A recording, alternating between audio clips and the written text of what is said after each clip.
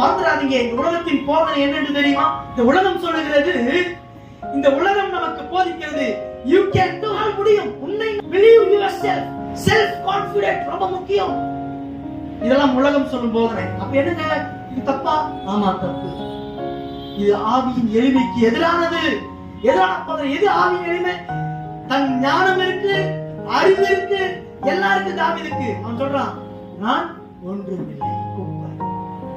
நல்ல கிறிஸ்தவன் ஆவியின் எளிமை எப்படி இருக்கும்? தாழ்மை. அந்த எளிமை என்றால் தாழ்மை. நான் ஒன்றுமில்லை, எல்லாம் முடியும், எல்லாம் உம்மால் தான். நீர் தந்தீர், நீர் பலனை தந்தீர், நீர் கொடுத்தீர், நீர் எடுத்தீர்.